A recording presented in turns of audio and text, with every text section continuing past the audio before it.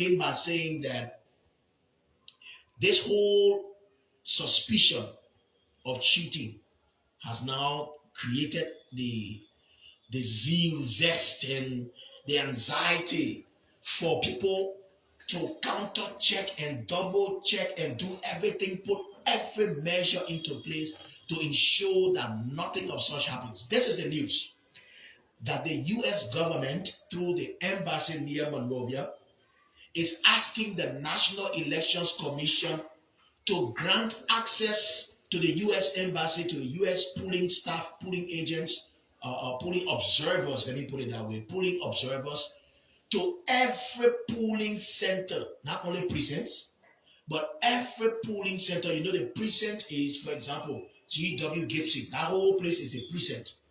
Then at G.W. Gibson, there will be polling place number 1, polling place number 2, polling place number 3.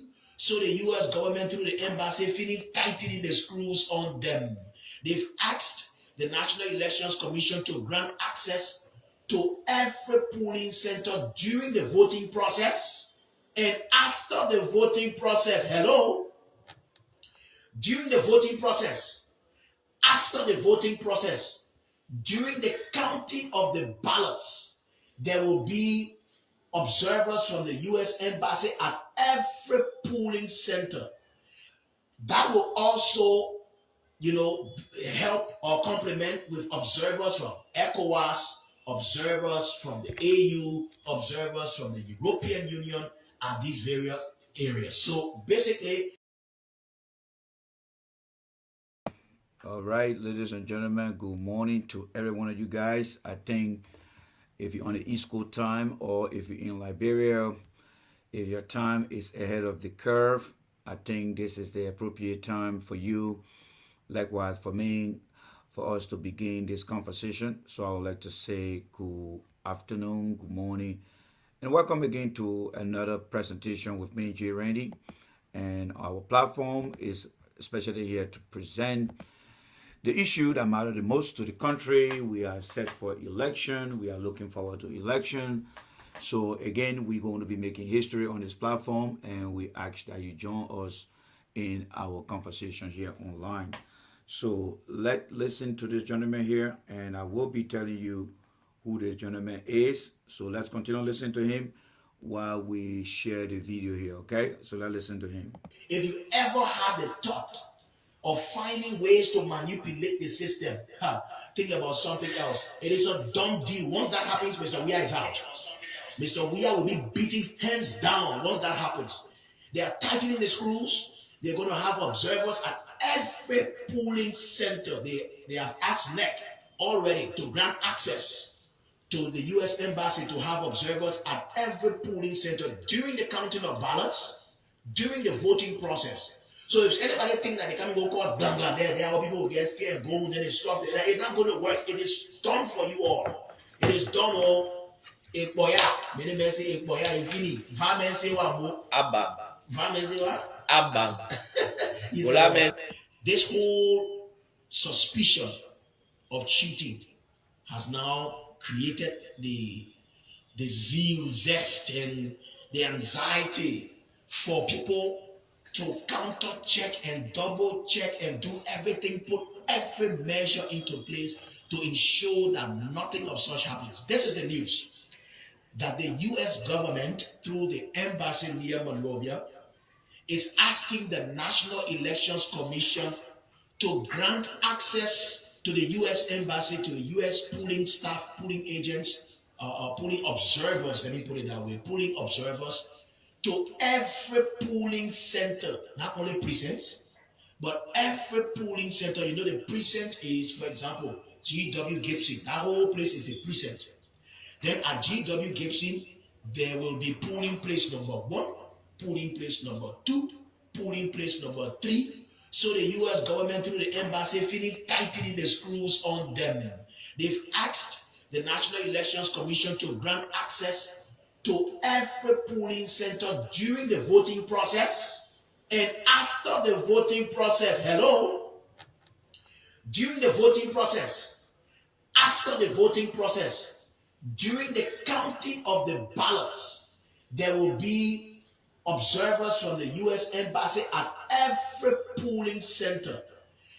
That will also, help or complement with observers from ECOWAS, observers from the AU, observers from the European Union, and these various areas. So basically, if you ever had the thought of finding ways to manipulate the system, think about something else. It is a dumb deal. Once that happens, Mr. Weah is out. Mr. Weah will be beaten hands down once that happens. They are tightening the screws. They're going to have observers at every polling center. They have asked NEC already to grant access to the U.S. Embassy to have observers at every polling center during the counting of ballots, during the voting process. So if anybody think that they can go cause blah blah there are people who get scared and go and then it's stuff, it's not going to work. It is done for you all. It is done all. Ekpoya, many men say Ekpoya ifini. Va men say wa bo. Abang. Va men say wa. Abang. Gola men say ejua. Gola men say ejua. Ejua. Yeah. Many men say Ekpoya.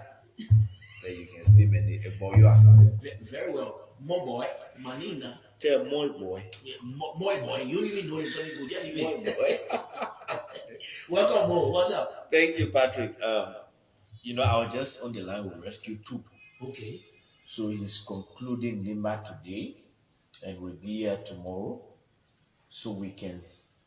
The planning for the Western region has already started. Mm-hmm. Western region starts on Monday, the tour of the Western region, and Rescue 2 wants to be part of it. So he's done with NIMA today. He's done with the first round for NIMA. For NIMA. So we are now picking up on Monday morning. We'll be in Bomi County. We're talking about the lineup. I will come to that. But first of all, I want us to talk about this big news from the U.S. Embassy that they are asking NEC to grant access to its observers for every polling center across the country during the voting process and after the voting process. Of course, the rescue mission will have polling agents, polling supervisors at every freaking polling center. All right, guys. Good morning to every one of you guys. The reason I like to play these videos is because you need to understand that our country has so many people that think and talk differently, and I personally don't feel sitting in one chair all the time to listen to one information or one group of or set of people is going to make my understanding of Liberia in a totality a real facts. And that is why I try to bring on this platform. You see, whatever we do on our individual platforms, whatever we present, whatever we say, I want you to understand these are things that are running through our individual minds. And the way you see one person portraying something is what their minds is all about. So when you go in a show and somebody tell you something that you continue to see all the time from that person, that thing is coming from that person's mind.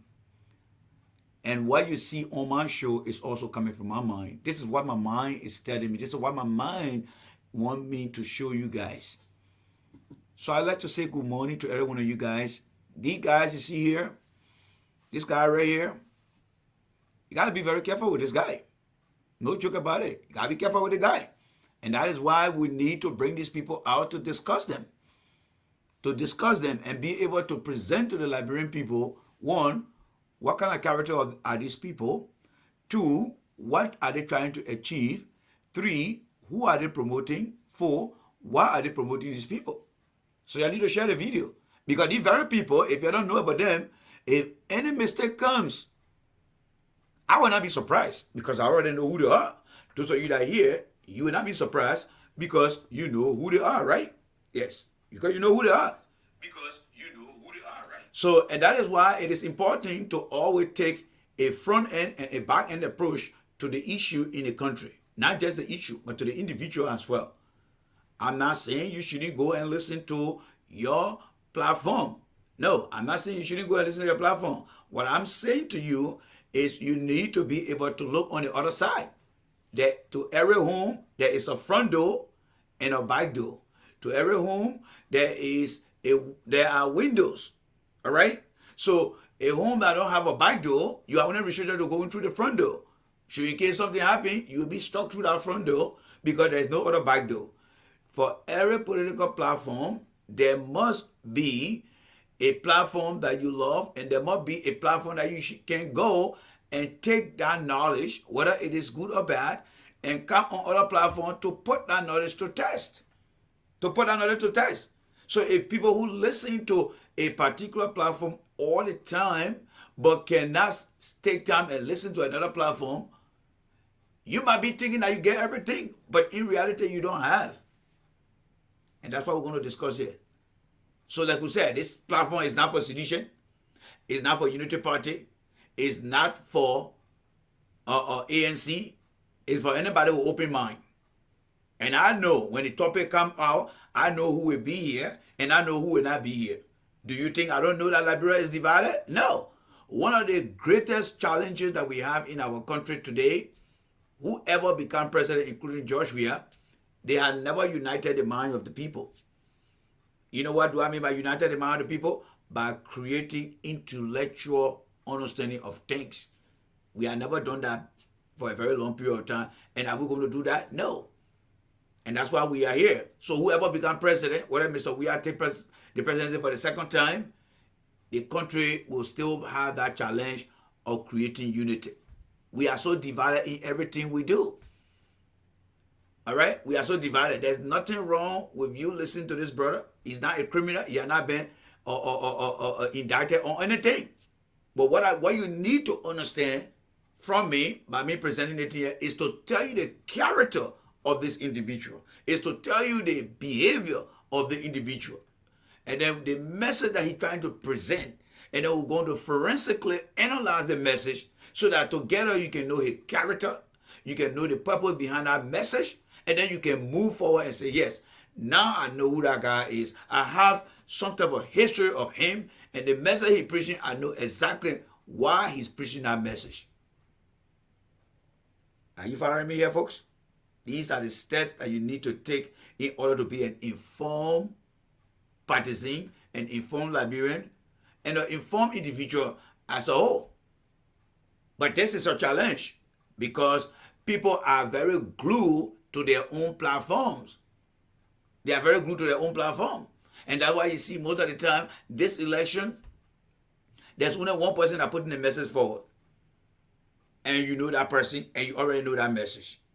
The President of the Republic of Liberia, you saw his developmental agenda implementation and some of the achievement, the ongoing, and the one that he promising you. You have seen it through all his 5.5 years. You are seeing it. But these guys who are talking for Joseph Boakai, these guys who are talking for Cummins, what are they telling you? What are they telling you? What are they telling you? You think if one of them get elected tomorrow, you think that you have something in your mind that will tell you that yes, this is what I was told because during the election, this is what I was told. Therefore, these are the things I'm going to be expecting. If you don't understand the character of these people, you are going to put your family member into another year of hardship, and you're going to be working in this country, working for yourself, working for these people back home that you call your family member and your friends, because you are missing the message. My point here is we need to understand the character of these people. We need to know the people they're supporting. What have these people done in the past, and what make you think that they can be the one that you can trust? So the topic here today is why we can't trust Boakai with state power. Why? Why we can't trust Boakai with state power? Over and over I have said it here. For me, I cannot trust Boakai with state power. I have given Boakai characteristic. I have given you Boakai poor performance. Now let us look at people who are behind Joseph Boakai today. Who are these people? What are their characteristics? What do they do for a living? What have they been doing over the past 5.5 years? And what were they doing during Ellen time? Did they miss what they were doing? Were they added value to what they were doing? Are they coming back to support Boakai because of you, or are they coming back to collect what they had lost over the past 6 years? These are things that I want you to understand. This gentleman right here, do you know that this gentleman made a girl to strip herself naked and walk in front of him and to give her $1,000 US? Do you know that? This guy you see, his name is Patrick Honda. This is the same guy who asked Mr. Cummings, do you ever carry a US passport? But this guy during Ellen time, do you know what he did? He asked y'all the women, one of y'all, to strip naked and walk across him on his bachelor night when he was getting married, the day before he got married. He asked a Liberian girl to walk naked in front of him. That's what Patrick Honda did. Has he ever come to tell you guys? Has he ever come to tell you guys? Because during the early time, they were enjoying. They had the money. So they were doing anything, abusing women's rights, taking advantage of poor girls in the country. Do you think this guy is supporting Boakai to come back and say he want to change things? No. He want to have that same life. That's what he's coming for. You see, my friend, I'm not going to Liberia to go look for a job. That's why you don't understand. I'm here to tell you guys the truth. I'm here to expose these guys. That's what I'm telling you. Patrick Honda, go ask him. On the bachelor eve of, his bachelor night prior to his wedding, he took $1,000, US $1,000, and put it down and told that Liberian girl to scrape naked herself, and she will walk naked while all his friends then were sitting down there. Go and ask Costa. Go and ask Costa. I got a recording here. I'm not going to release everything. I got the recording here. All it takes is when he got show their face, I will tell you who they are. So the Patrick Honda guy, go and ask him, why did you allow a Liberian, you're going to marry to a Liberian woman tomorrow, and then on the day of your wedding, you asking another Liberian girl to strip naked herself? Because Patrick Honda at that time was on the so-called Punch FM. He was on EFBC. They were making that money on an Ellen, and they saw the people suffering in the country. And all they could do is to utilize their money power by turning a girl to walk naked. Do you think a man with that kind of idea that talking for Boakai, do you think he's coming with any intention, good intention? Don't take my word for it. I don't live in that country. Because the last time I told you what stand-up what people are going to do, and he doing it today. I love that. I love the fact that many of you guys doubt what I say. But for me, as a smart political investor, as a smart political talk show, I will just give you guys the information. It's up to you to take it. It's up to you to take it or leave it. But you are the one that going to face the hardship. I'm not the one going to face the hardship. I'm not the one going to face the hardship. You are female in that country, you're trying to make love for yourself. These guys are coming back. Do you think it's by mistake that they are all hanging together? Look at the other guy right here. Do you think it's by mistake that the other guy is coming up too? This Mo Ali guy? You know Mo Ali's story, right? You know this story. It takes a well-calculated, measured individual to study the Liberians, sycophants, so-called partisan, and bring those things to you. Do you think it's by mistake that Mo Ali is running to Patrick Honda today? Do you think it's by mistake? These guys are only coming to fool the Liberian people to get what they want. But this is a game that will just fool our hand like this. And just watch. And just watch. And you will be the one that will come and say, Tunky, the guy that called Randy was right. Of course, we always try to do the right thing by presenting the information to you guys here. So, Mo Ali, you already know about Mo Ali. He impregnated a girl and telling the girl to remove the belly. That's who he is. You already know that story.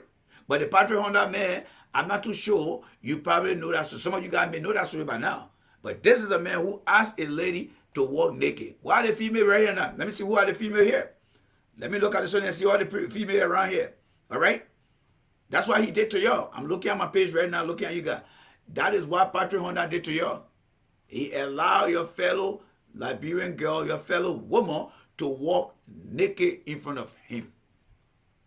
That's what he did. People who want to come to preach equity should come with clean hands. That's what he did. That's the character of individual that I want you to know who he is. When he get to power, he take advantage of women.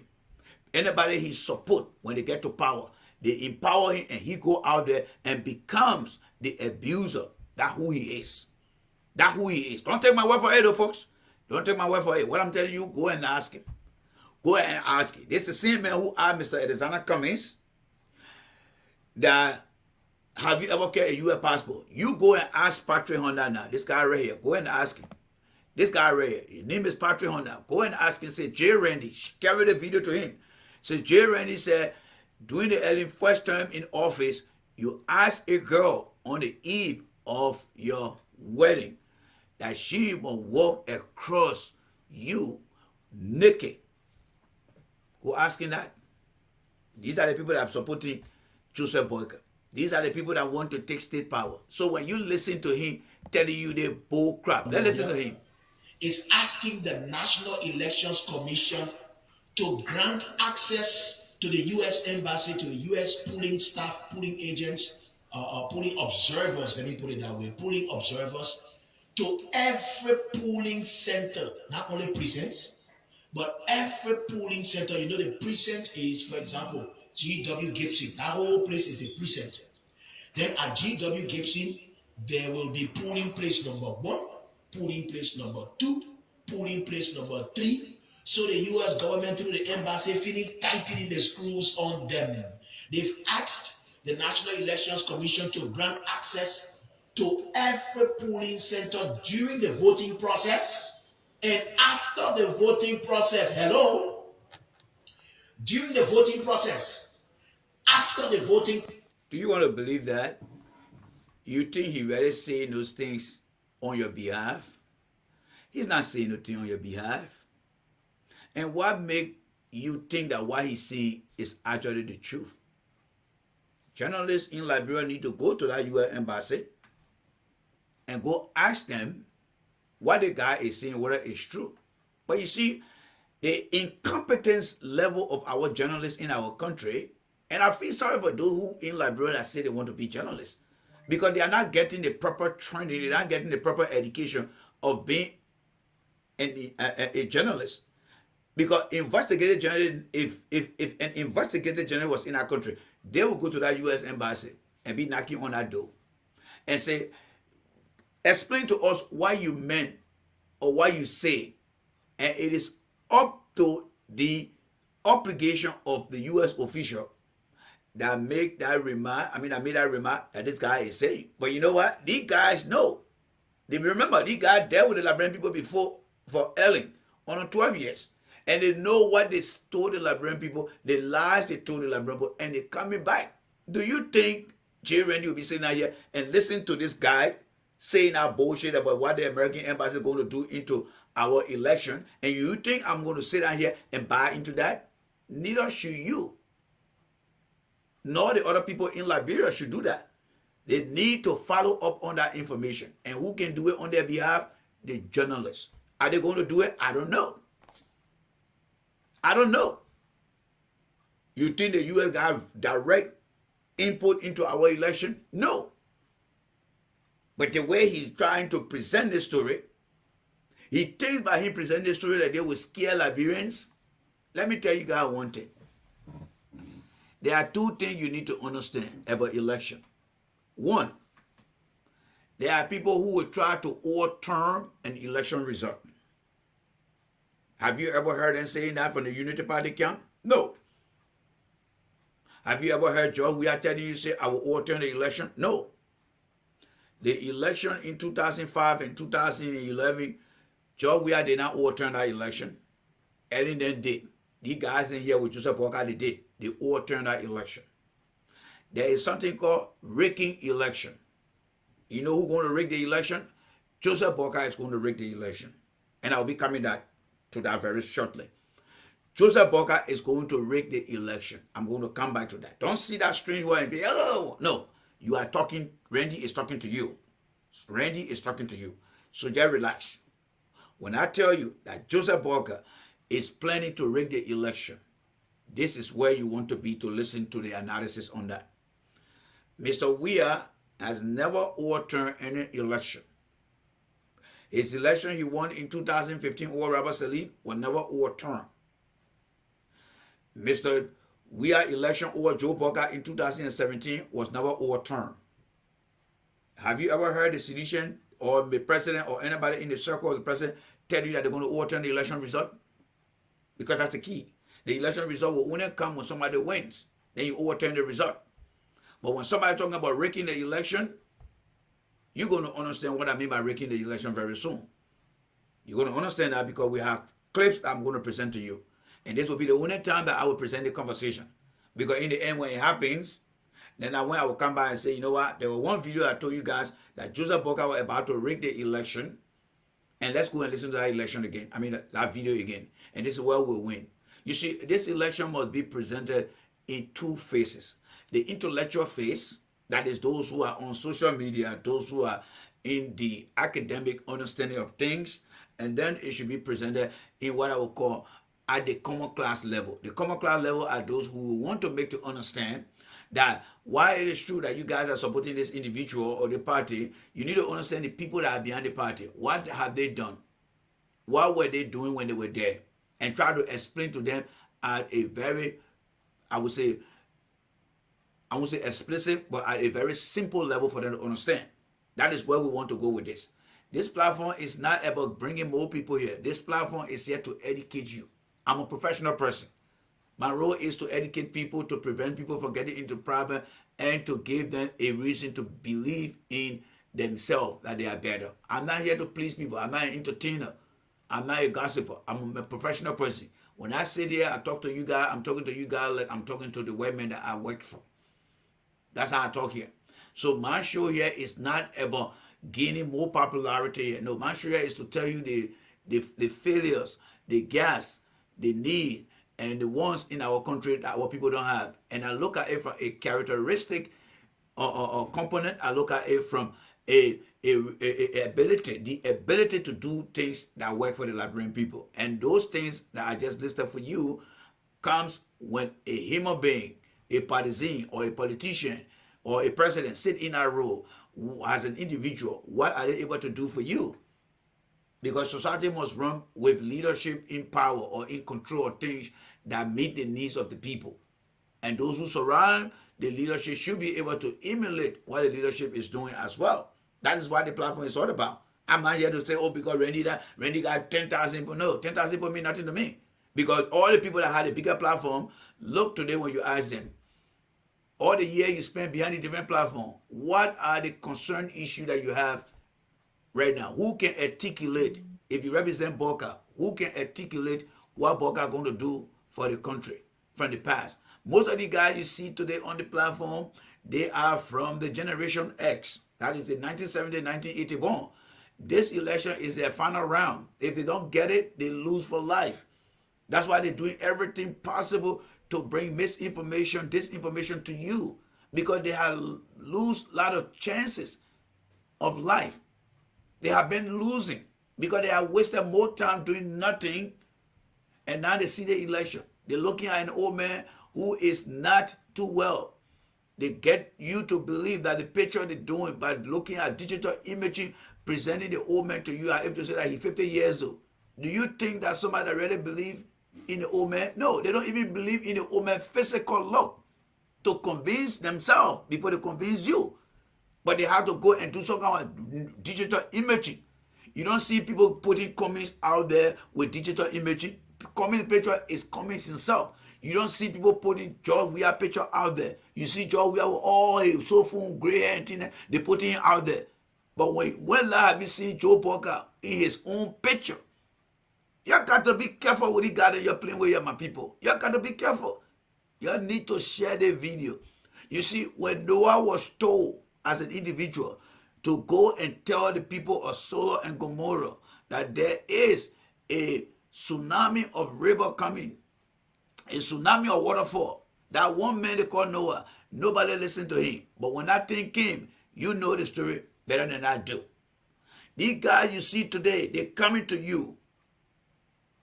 They're coming to you and presenting Joe Boakai to you with some type of digital redesign image. Every flyer they put it out there, they presented Joe Boakai. They are not presenting Joe Boakai like the way Joe Boakai should look.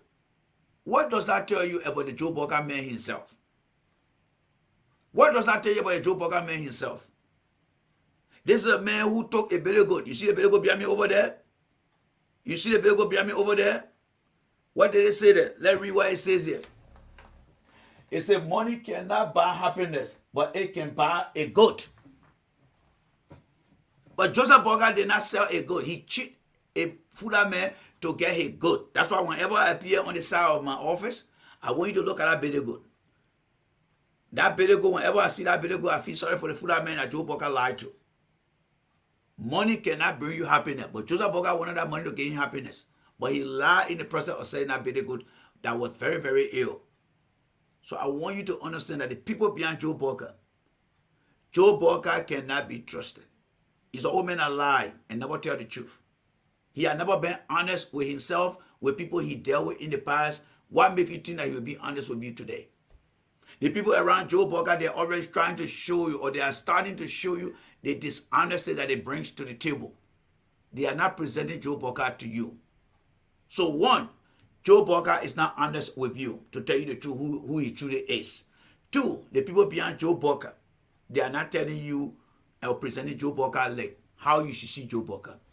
And the third one, which is the very dangerous one, Joe Boakai is not running on any record that he has made, whether as managing director of LPMC, LPRC, whether as Minister of Agriculture.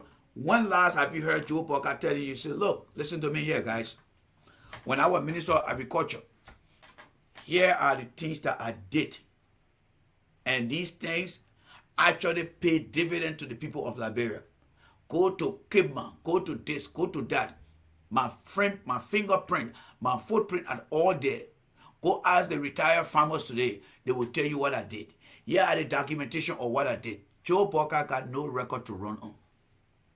But this is a man who claimed to be in public service for the past 45 years plus adding 12 years. You are looking at a grand total of 57 years in power, providing services to the people of Liberia, according to him. But Joe Boakai cannot hold your hand and carry you somewhere in any part of that country and say, this is what I did. There's no excuse for Joe Boakai. He served in different roles. I remember when I was considered to be engineer one, environmental scientist one after college.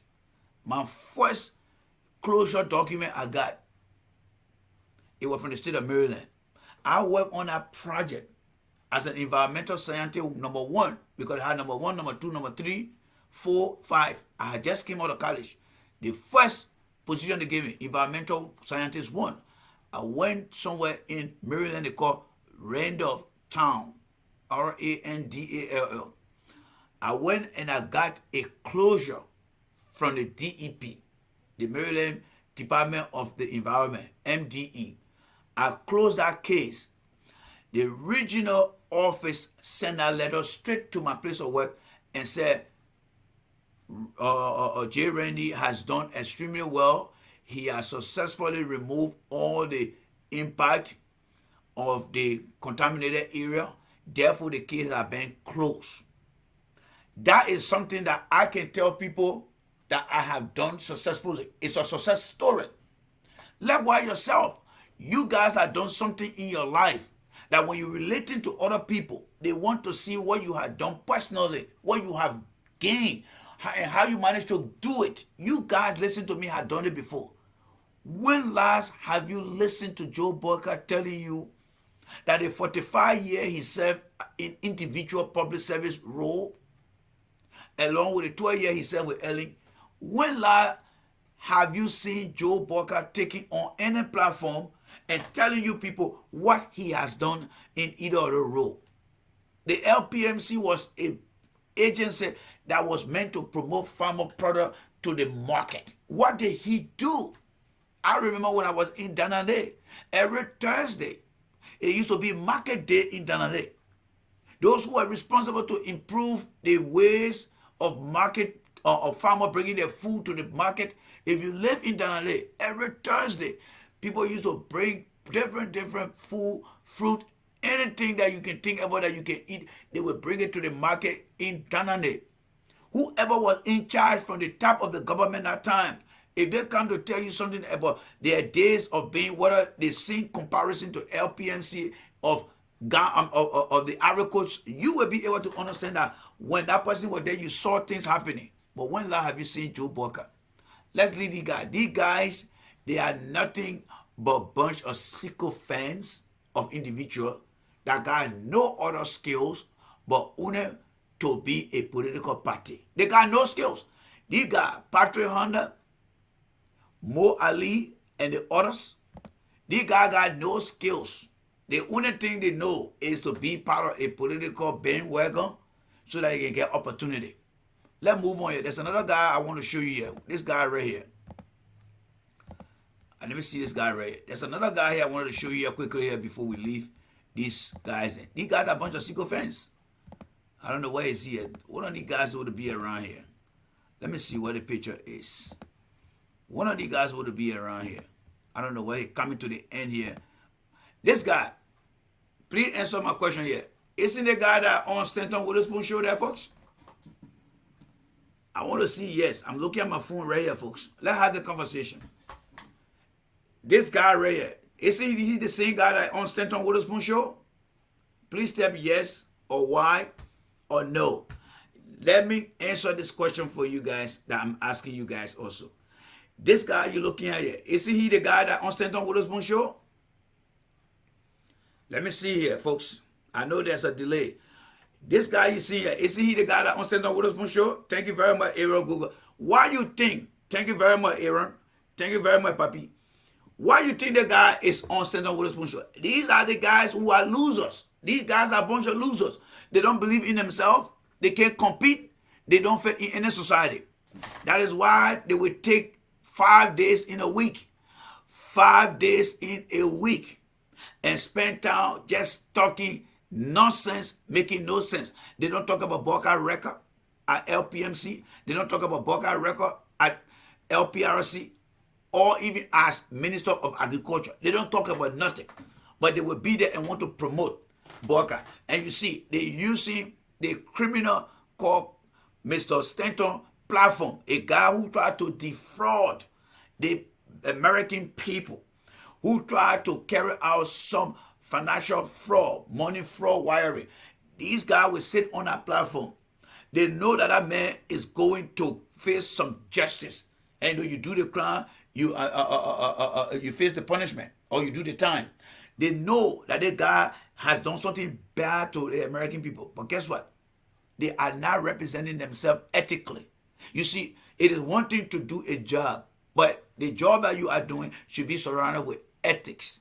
It's that you build a house. How do you beautify your house? It's that you got your car. You put air freshener in your car, you wash your car, you clean your car. These guys, politically, they want to push their own agenda, but they don't care about where they're pushing that agenda. They are sitting on a platform with a guy who has told the American justice system that I had done dubious things, I am very corrupt, I am a criminal, therefore I confess. These guys sit on that platform just to convince the Liberian people that believe in them. Not all the Liberian people, but the Liberian people that believe in them. Now you see him surfacing now, right? You see how the picture is coming together now? Patrick Honda, Mo Ali, Boakai. You see how the picture coming? And you see individually the way you've been seeing them. If that man cannot say, let me leave on behind Mr. Stanton, let me leave a platform because this man has done something wrong. I don't want to be associated with him. This guy can still sit there. He does not care for the Liberian people. Like what Boakai. Boakai know what Prince Johnson did in this country. He sat over there and allowed Prince Johnson to give him a candidate. Do you think Boakai care for the Liberian people that died? No. And there's a true reason why people say Boakai is a Sierra Leonean. Because he doesn't care. Any leader that care for the people. Prince Johnson took people's lives. People who beg for their lives to survive, to live, to be able to produce children in Liberia that will be able to participate today. Prince Johnson denied those people of that life, liberty, and happiness. It was for Prince Johnson that some of you guys left that country and came here. Boakai, he know all those things. So you see, the head of the Unity Party is himself a donkey guy. He welcomed criminals. He welcomed women abuser. He welcomed crook into the party. And he even welcomed killers. That is the new Unity Party that you guys have today. When you look at the characteristic of all the people that Joe Boakai bringing, look at the characteristic. Look at the characteristic. Look at the characteristic. Prince Johnson killed people. This guy they call Coon Costa said that he sell him parts. Look at the guy they call Stanton. This is a man who confessed before the American justice system. And look at the people who are beyond Joe Boakai that are on a different platform. Look at the characteristic. Some of them are unskilled people, unexperienced people. And some of them are just sycophants that will do anything just to survive in power. These are the people then. For me, I would just want to tell you, these guys, they are not the face of that country. They are not the future. These guys are mere hustlers. There's nothing they're going to do for that country but to get to power and enrich themselves. That's what they're going to do. If you ever think that Liberia is going to compete with Ghana, with these guys, you're wasting your time. Don't bet it. Don't sweat it. Don't even invest in it. It will take another 200 years before Liberia will even be able to compete with herself, with these kind of people. These are the people that have no standards of how to measure things. Whoever commit crime, alone that crime is not affecting them, but they can maneuver themselves or manipulate themselves to get what they want, they will take it. No standard, no ethical standard that they do, no moral value. And that's who Joe Boakai is. So we done with you guys. Let's make progress here, folks. Let us make progress. Let us make progress here, all right? So let's bring in this lady here. I want you to listen to this lady, all right? How you doing today? I want you to listen to this conversation. The epitome of illiteracy in our country is going to be on display today with the interview. The top of the chain of illiteracy that show that we don't only have problem in political illiteracy, but we do have problem also with our societal illiteracy. I want you now to listen to this lady, what she about to say, what she about to discuss, and you tell me whether we got a country that have been disproportionately impacted by illiteracy, and the residue of that illiteracy continue to move from one generation to another. So, ladies and gentlemen, I present to you another reason why Liberia will not be a better country until 2065. Because the illiteracy, it has done an irreversible damage to our country. Let's listen to the conversation here. Thank you very, very much. Okay. How everything? Everything is okay by the grace of Almighty God. We are in elections right now. We see you with Ambassador Joseph Yeman Boakai and Jeremiah Kuhn flyer. Yeah. Are you supporting them? Very, very well. Why are you supporting them? The reason I'm supporting them, because I had a trust in God that there will be somebody that will be able to produce the Liberia from the hand of the wicked one. So she's telling you now, all right? She's telling, and these are the critical things that can damage the country, folks. This is critical. This is critical. These are the critical things that will damage the country. The young man asked this lady, why are you supporting these two people? She said she believed in God first. She said she believed in God first. And secondly, she believed that they will deliver the country. That is the misperception of people using the theoretical believability of the Bible in their own liking to apply that to somebody that they think they support. That is completely wrong. The politics is not in heaven. There is no politics in heaven. The politics is man-made. What the lady should be saying, I am supporting Joseph Boakai because Joe Boakai had done X, Y, and Z from the past. And with Ellen and Joe Boakai, they had done so well for this country. That is why I'm supporting Joe Boakai. But this woman is not saying that. She's telling you that she believes in God. She believes in a man who support everybody above. That's the person she believes in. To make the country through Joe Boakai and come better. You see the disconnect there? You see the disconnect? If there's somebody telling you, you're hiring somebody, all right? Because this is about hiring somebody. You're sitting down the panel and say, yeah, Jay Rennie just left from here. Do you think Jay Rennie is a good candidate? Well, I believe in God that Jay Rennie will be a good candidate. Really. This guy they call Jay Rennie is wanting to be on this job. And then you telling me that you believe in God, that God, because what I want you guys to understand, the democratic process, our country is a republic. A republic is a country where individuals are put into different positions by the citizen. And the citizen themselves create check and balance for the public official to make sure that they don't take absolute power.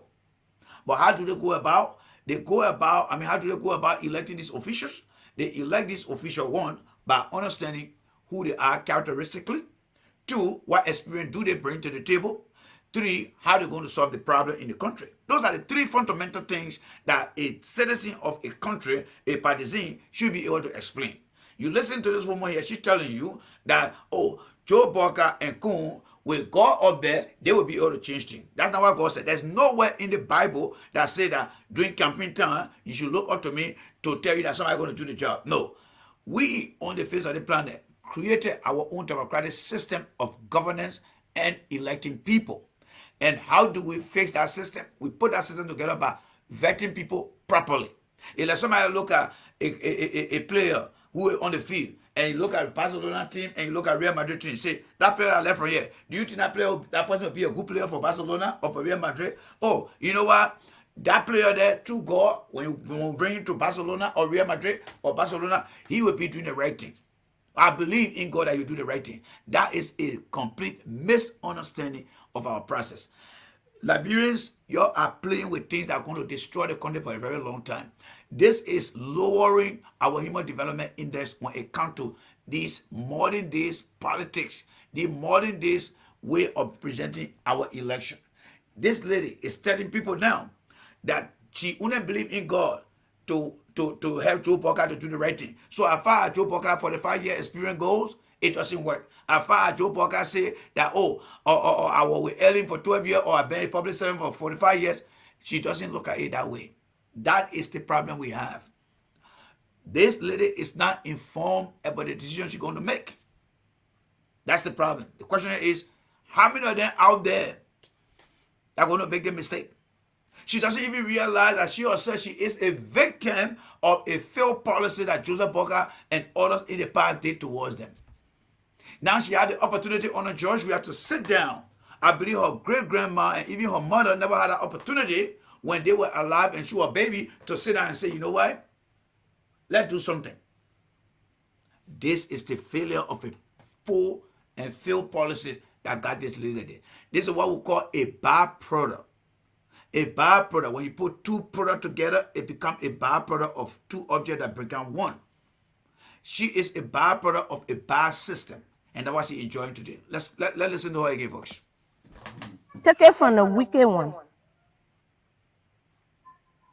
Why do you think they are the only best people now? We have about 19 to 20%. Now, let me just ask this question too, because he didn't hit the main target.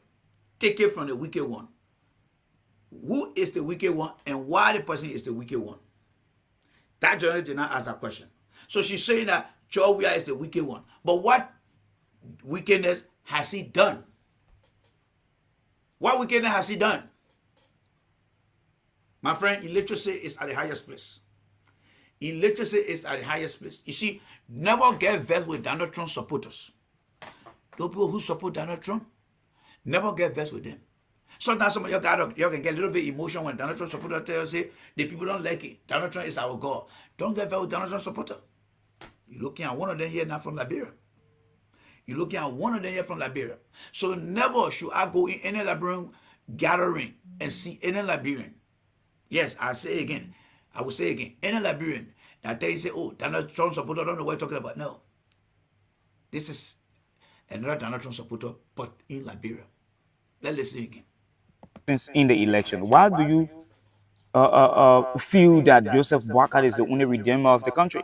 The reason is like this. As I according to my understanding from other people and while listening to them and while really understanding, it's like Joseph Walker is one of the men that he working today, Mama Liberia here.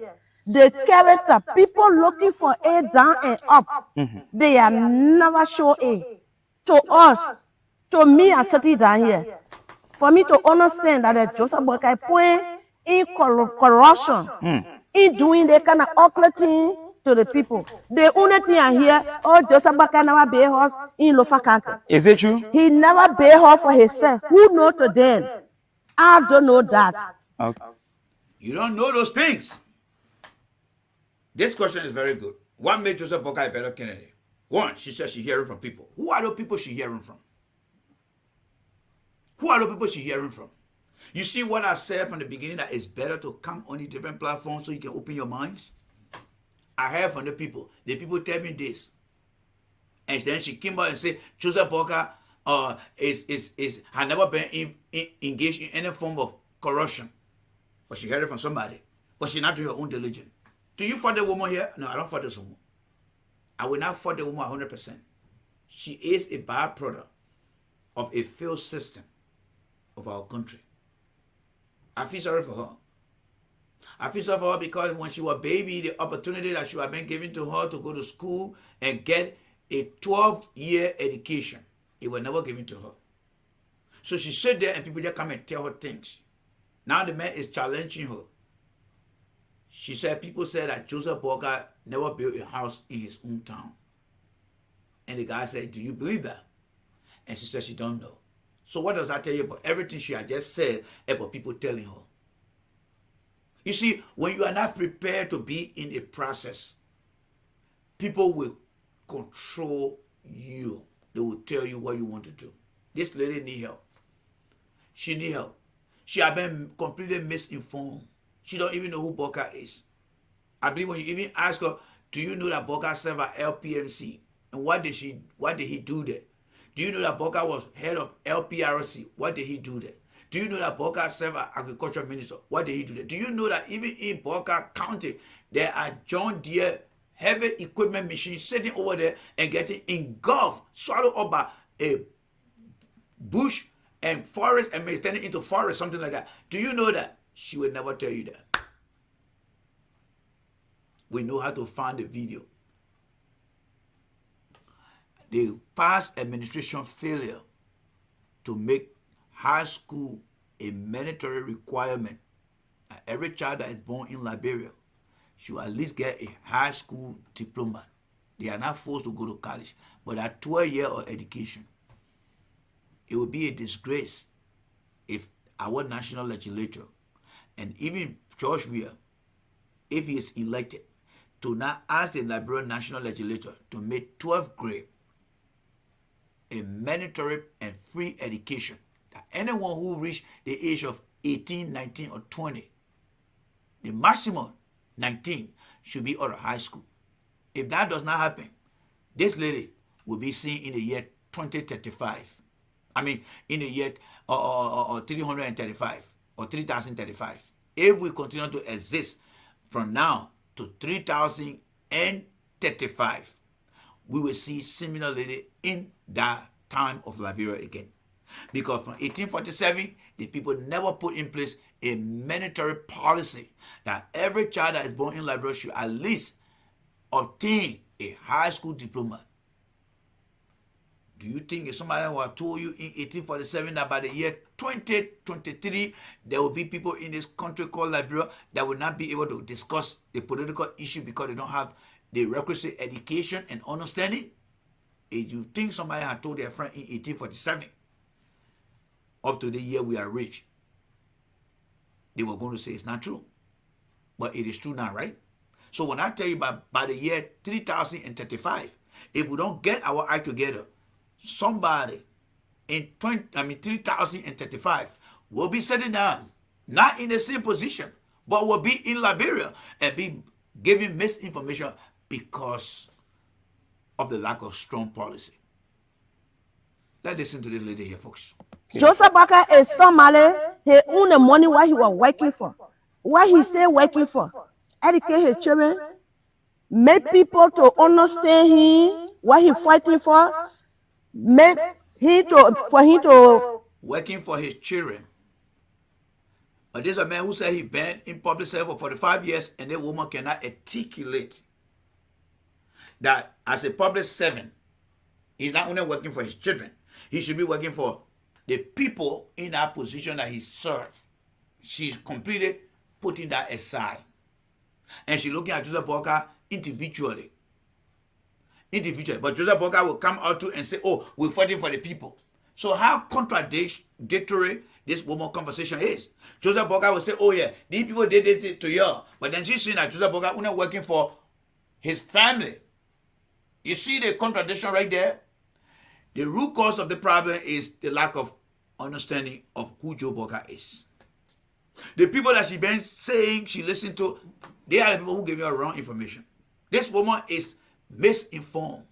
She has been misinformed on the issue. Let's listen again, folks. for him to make his way to other people to understand him.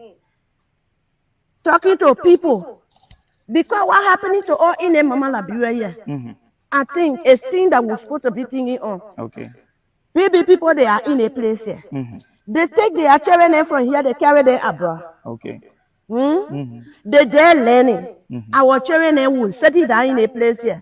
The school that they're going in today, we are not looking at it or looking like yesterday.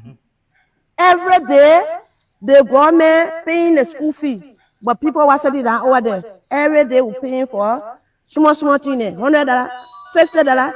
We're doing all that one. And not helping now, but the educating what they educating the children. One of me I said it down here. I can look at it and say they think it's going down well with the Liberian people.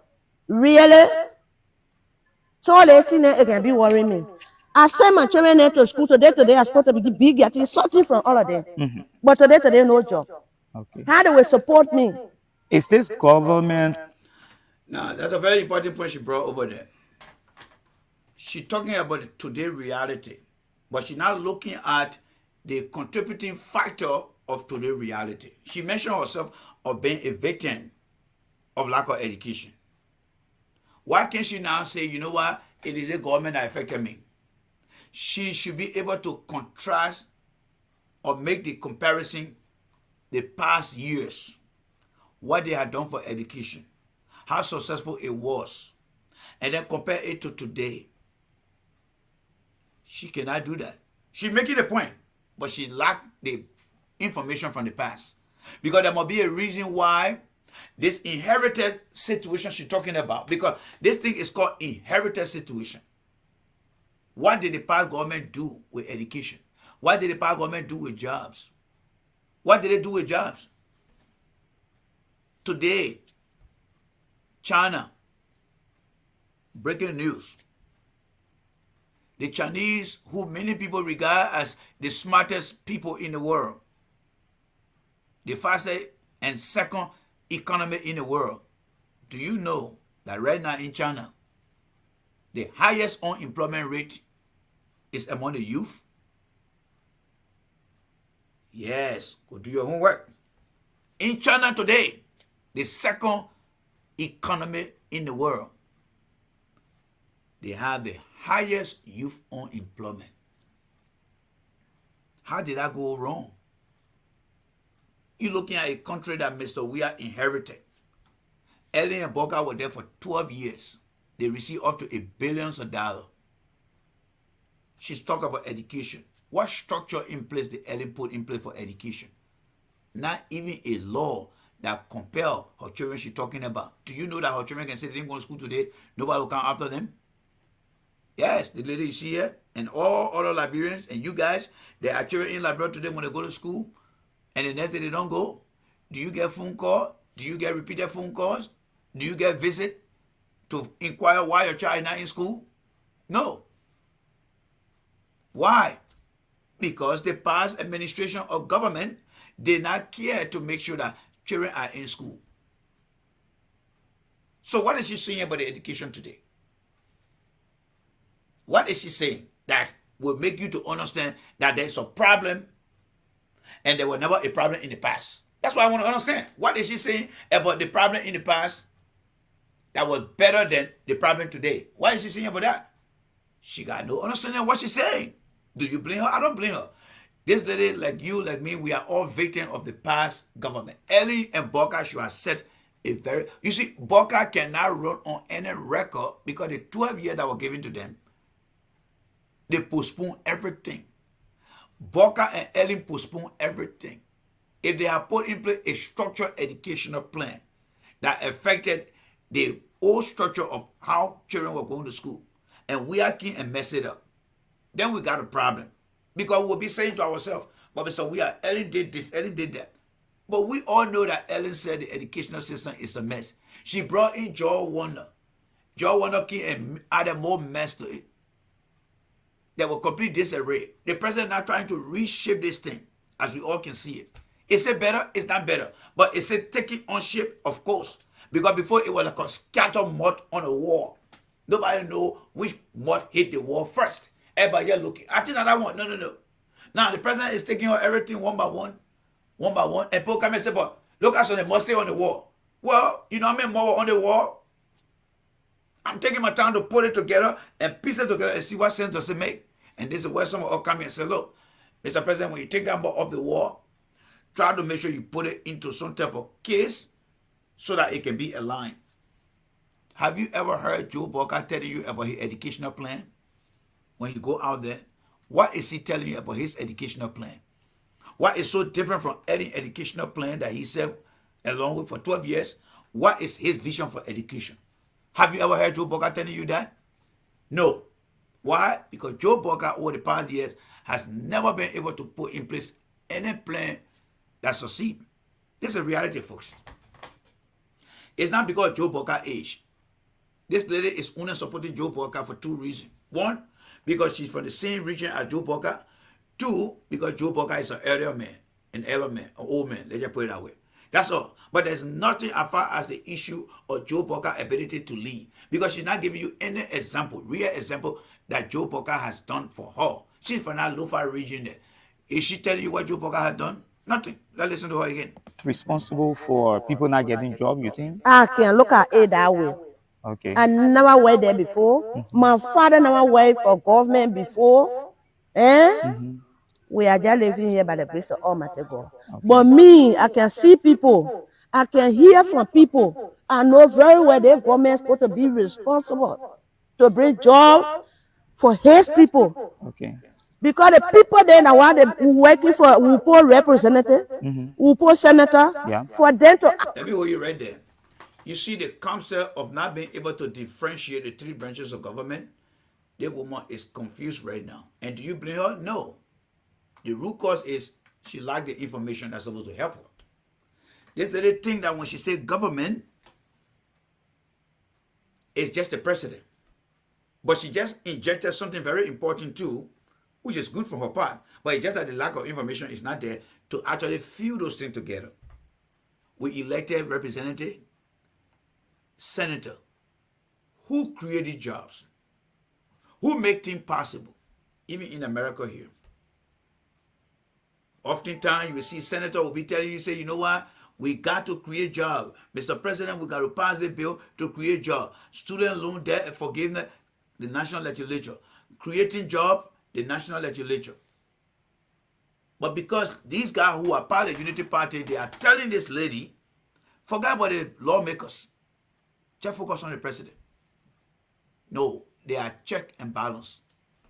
When you listen to Obama yesterday, those of you that were not here, you need to go back.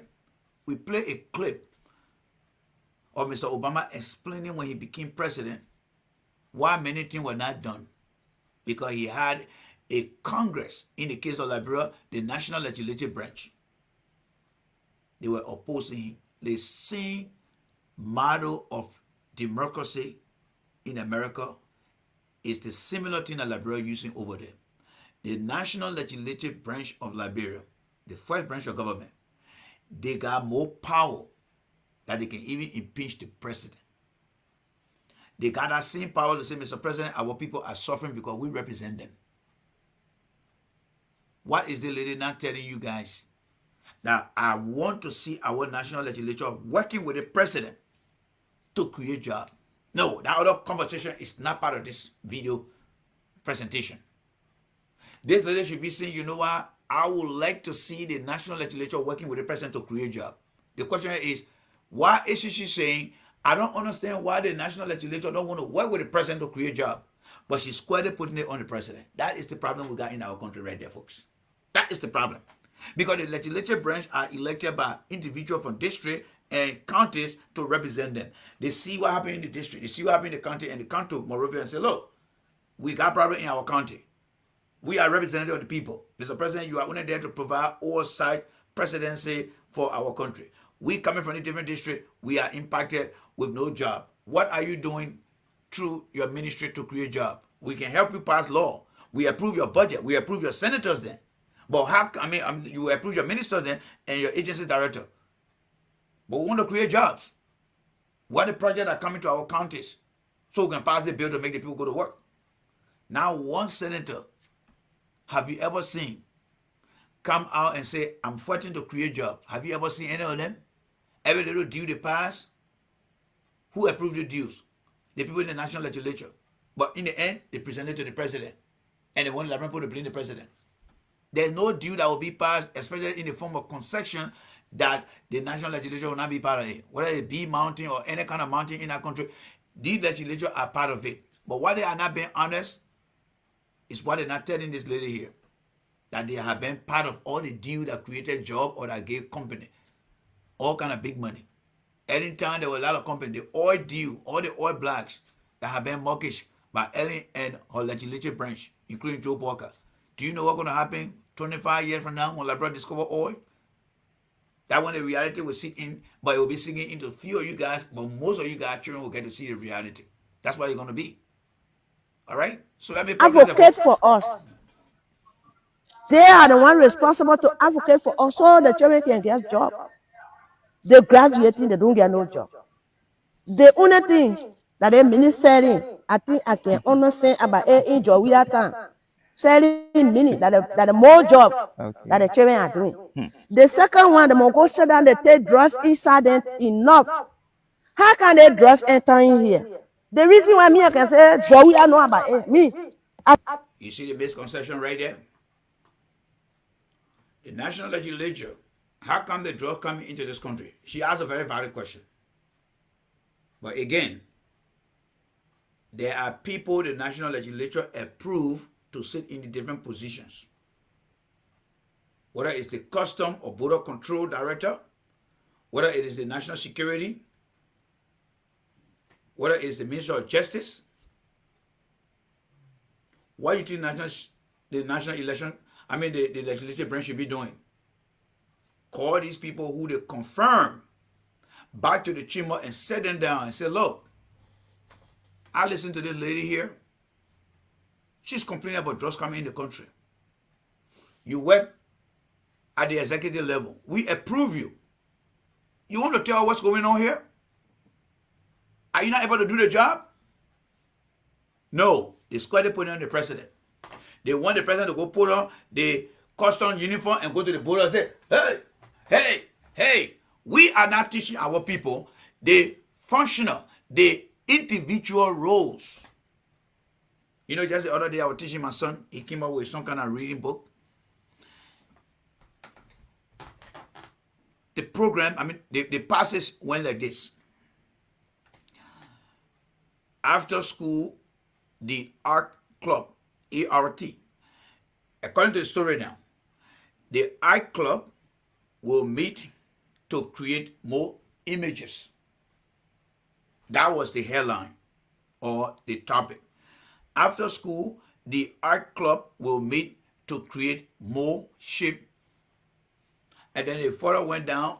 The teacher of the class said, each student will have their responsibility function. and it will be on the assembly line. And on the assembly line, each individual got a piece of job to do. And in the end, everyone will do their job separately. Let me ask you guys this question. Let me apply that to the conversation. We have 3 branches of government. The role of the national legislatures, that include the Senate and the representative, is to confirm people who are sent to perform their duty on behalf of the people of Liberia. Why? Because they are going to the legislative branch, because the legislative branch includes the senator that represent the counties, the representative that represent the district, who live there, people of Liberia. And that is why when the people come, they understand the condition of their people in terms of economic, security, the environment, infrastructure. They know everything. So when you come and face a particular committee, that committee should be knowledgeable or not of enough about what your role going to be. When last have you seen these people giving you the understanding of their role? There are times that they will say no to certain people and yes to certain people. But it does it happen that way? No. The assembly line thing I give you, each member of the house, they got an individual role to play as a committee or group. Committee on ethics, committee on finance, committee on security, committee on border control. They should have all the committee. So when drugs coming into the country, these guys who are committee on drugs need to bring in the security threat official and say, look, what is going on here? We see the proliferation of drugs. Take an oath. Raise your hand and tell what's going on here, so that people can get to understand. But those things are never been said to the people. So when you listen to this lady telling you, oh, I believe that George we are bringing it, what do you know? You are looking at the epitome of misinformation in the presence of illiteracy. It could be happening you if you were president today. Those of you in opposition, and those of you who support the government, it could have been you sitting down like George Weah, and you look and you listen to the kind of thing. How will you feel? Don't think it's just only George Weah alone. No. It could have been you if you were president today. She would be saying the same thing. Why? Because she lacked the information or understanding. Why you think they keep you that way? Because that's how they benefit. That is their pepper bush. That's what they do. And that's why we are here to let you know. A drug coming in the country, the National Legislative Group Committee that responsible for security, border control, call on these people and ask them what's going on. You came here, we asked you all the questions. So how did drug come in the country? Tell us. Tell us what you're doing that the executive not doing, and then we'll start to hold the executive accountable.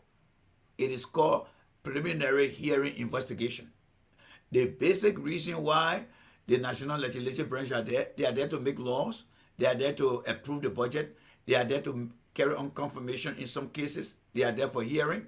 And the hearing are times where they gave them the opportunity to ask these very people that were approved by the Senate, that were approved by whatever law I gave them. So they go back to the House and the representative then and senator then, based on their committee, we ask these people, you guys came here, you came here, she came here. We approve you got to go out there and do a piece of job for our people.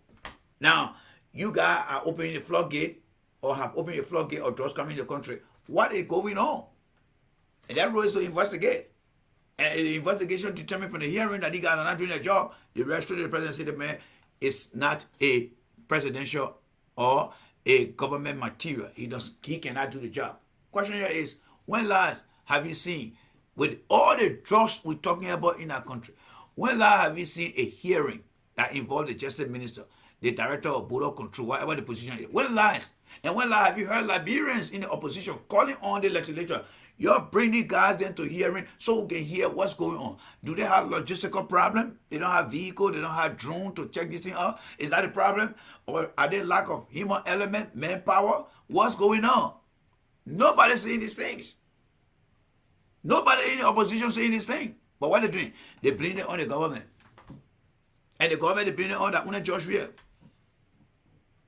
What sense does that make to our democracy? I mean, when somebody comes to the country and look at a thing like this, they say, well, what are people doing here? Everything they build the country, but what kind of system is there? And that's what Obama said in his conversation on the Breakfast Club show that I showed you guys yesterday.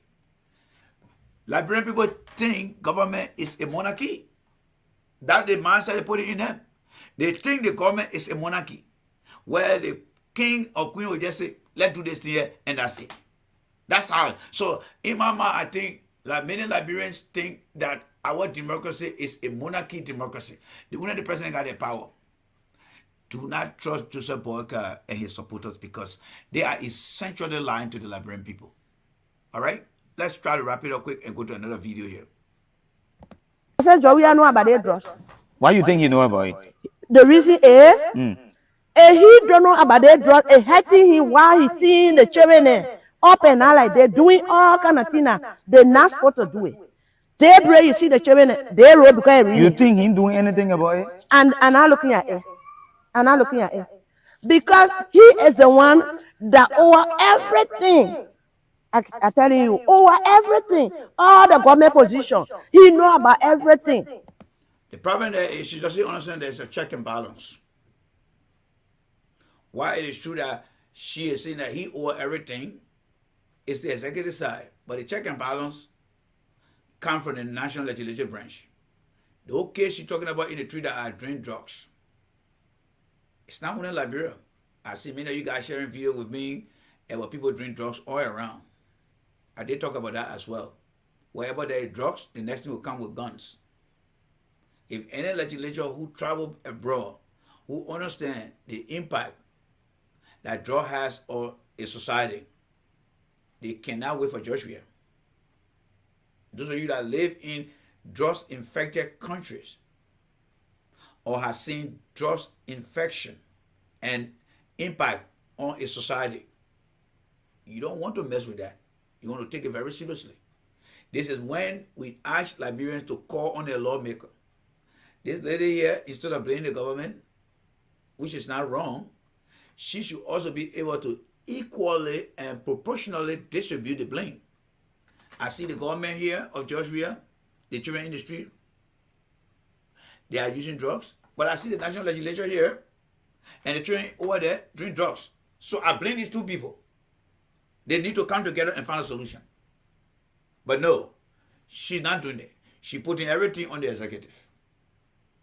That is political bias. This is why the country not going anywhere.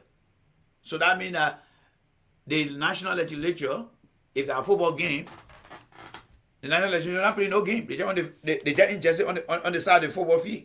And only the executive play the game. But they say we are part of the Lone Star political team of Liberia. But they're not on the field to play. They're not on the field to play. I hope this explanation is giving you a reason. The National Lone Star team of Liberia, that is the political National Lone Star team. They got players that come from the judicial branch, they got players from the legislative branch, and they got players from the executive. That's a squad. It's like taking players from IE, Barrow, Bame, Lone Star, Blue, Angel, you bring in all of them. And you make one team called the National Political Team of Liberia. Joe we are the captain, but you got other players there. But you go on the field, Joe we are playing, and the National Legislative Branch just sit down there. Jeremy, but you're going to play, my man. You're relaxed. That is why the woman is lacking. Whatever affecting the society, the French branch of government should call. Today we had the issue of student loan in this country. Many Liberians and other nationals, including the United States born citizens here, they are all advocating for student loan forgiveness. Whenever Joe Biden tries to do something, the national legislative branch, the legislative branch, or Congress say, no, we're not ready to do that thing at Joe Biden. Because they represent districts, they represent their states, and they got different issues. They cannot allow Joe Biden to do things. They did that thing to Obama, they did it to Clinton. Why in Liberia, the president will say, when will you be able to learn to do things by yourself? I like that saying when the president can come up. When will you guys be able to do things by yourself? When will the lady be taught how to do things by herself? Don't get me wrong. She had all right to express herself. But her understanding of things, it is being completely misinterpreted in her mind by people who she said, they tell me. Those people who they call they tell me, they are the one misinforming this lady here. And all I'm doing is to tell you that we got a problem. It's not this time Houston from space that say Houston we got a problem. Is Jay ready for America telling Liberians we got a problem? We got a problem with political illiteracy. We got a problem with society illiteracy. Those two illiteracy, they are major disasters that are waiting to happen in our country. Now, today, that kind of thing can be happening. People talking in everywhere, in radio, in corner, we hearing it. Who the one that's supposed to make way for that particular thing to stop? He enjoy. We are the one that's supposed to quiet people. Your color will sit down. We think about it 1 year. How best we able to handle the case for that thing to finish in a place here? But we're not hearing nothing like that. You supporting Joseph Boakai. Do you think when Joseph Boakai wins this election, the issue about drugs will go down? Oh, Papa, I tell you, thank you for that question. That particular drugs business, as I sitting down here talking it today, when somebody asks me, I will only like those who we advocating for them to get there. Let it be coming in a community. Our people there, what we can do for the thing to be, for us to understand it. Okay. They must be coming to us. We will be giving them our own idea. Then Joseph Boakai, that I tell you the other day. Yeah. I said Joseph Boakai, he is not going to sit down over there to be playing chako, All right. to be finding way to play music, to find way to go sit down with a girlfriend, Okay. to find way to go sit down with people to drink. The job what coming get on the main here, I said it down here, as I said it down here. Mama never put me in ABC club before to say I will go forward. All right. And you understand? But I know Joseph Boakai, the way why he coming here inside. And I know that he's somebody that's standing. I trust the people that coming from behind him that they will do their work for us. They will able to help us. Drug business, you will not say it will finish totally. Okay. It was here before, but it was not like this. And yeah, I know that they will do something on it, it will not be like this. Our children getting crazy. Crazy on the street, they just passing around. We are not happy. We the mother, we the grandmother, we are not happy. People are saying that So many things to unpack in this conversation here, and this is very key, and this is very key. This is what we call a component, a structure of society, and I'm surprised that many Liberians are not ready to buy into this kind of idea. And this is where the mistake comes from in the country. This is where the mistake coming from. This is where you're supposed to have many Liberians coming out to tap into this idea, and that's what I'm saying. Liberians, with all due respect, we don't really discuss the issue. We only enjoy the physical interaction of people having conversation. But people should be able to bring this kind of conversation on their platform and be able to ask the people what is wrong with the video. From the Republic perspective, from a democratic perspective, what is wrong with the video? Because what the lady is saying, she's discussing a societal problem. She's looking for solution and to change the direction of the country. This is what I call discussing the issue. It don't necessarily have to come from the politician, which many Liberians have been pruned, have been trained, have been managed, have been pinned to believe. She is being asked right now, will Joseph Boakai be a better person? She said she believes that he will, based on what she thinks he has done. But from the beginning, she said that it was God who she believed will help Joseph Boakai. And she thinks that when Joseph Boakai become president, he will not play checker, he will not do this, he will not do that, he will not do this. But this is a man who is sick, he's ill, he has an illness. So how do you plan in moving this whole thing here? You know what, ladies and gentlemen? We will start the video here. We're going to continue the video this evening. Yes, we'll continue the video here because it's almost lunchtime. We'll continue the video this evening. There are a lot of other videos that I have for you guys. We will continue the video this evening. It will be a part 2 to this conversation. Yes, we'll come back with that video this evening. And then on top of that, we'll be looking at other videos here. I'm seeing every other video that I have here. So this evening, join me, perhaps I would say around 7 p.m. this evening. Join me, all right, because it's almost midday. We will come back to the video this evening for another evaluation of the video. But this is the problem. Right here is the problem. The woman is telling you that Joe Boakai, through God, you'll be able to become a better president. Now she's telling you that the people behind Joe Boakai, they are coming to face the problem. They're going to create more jobs. They're going to do this. But the Joe Boakai man himself is not even telling you guys what his plan is. Before we go, let's listen to Joe Boakai small. All right? Everything the woman is saying about Joe Boakai, let's listen to Joe Boakai a little bit here, and then we'll call it a day. If that leadership is not conscious, it's all they're talking about chartering planes, going around, singing, and taking your children, pushing them to kush. What they want to do is to destroy you so their children can go to foreign schools. So then what did he and Ellen do that other children did not go to foreign school? What did Joe Boakai and Ellen do? Why Joe Boakai is not taking Ellen's message? Why Joe Boakai is not explaining what he and Ellen will do? I mean, what he and Ellen has done to make life better. Joe Boakai should be telling the Liberian people during Ellen administration, where I served as vice president for 12 years. Here are the things that we managed to do. And we did it so successfully. And we left the country at this place. And here we are.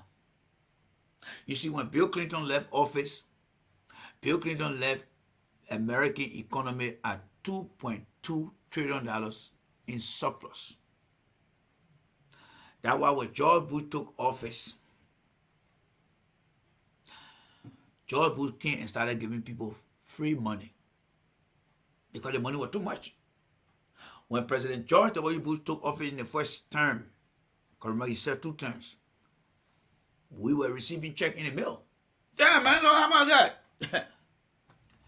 There were too much. When Obama took office from George Bush, Obama said, geez, they guy messed the place up. You could see the difference between the two. Boakai and Ellen were there for 12 years. Boakai is not telling the Liberian people what he and Ellen did, or reminding them, not even telling them, of reminding them. Because it's one thing to tell somebody of things that you're going to do, it's another thing to remind somebody of what you did.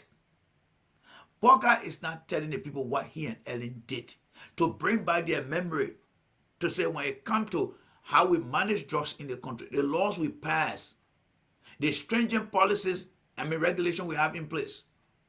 Look at what Weah has done. He ruined everything. He ruined everything. It's just that when Trump came to power, everything Obama had in place through a policy, Trump derailed all of them. Or not all of them, but most of them. What did Joe Boakai and Ellen put together that when Weah came, Weah decided to push all of them back, to dissolve them? How and why Joe Boakai cannot explain those things?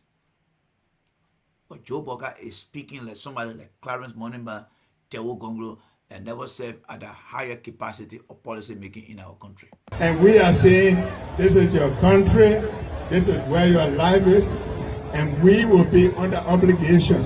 I am saying to all persons, we will be under obligation. He's not saying what we had done in the past. My administration will come and keep that. Joe Boakai know that he and Ellen destroyed our country.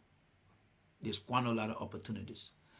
That is why Joe Boakai is afraid to run on Ellen's record. But we'll come back. We'll come back this evening to discuss more. It's almost 12 o'clock, ladies and gentlemen. We'll be back this evening. Do not forget to join us. God bless you guys. I'll be back here with the same video with the old man Joe Boakai, and then we'll continue that conversation. Have a blessed weekend, and I will see you guys in a few hours. Bye for now.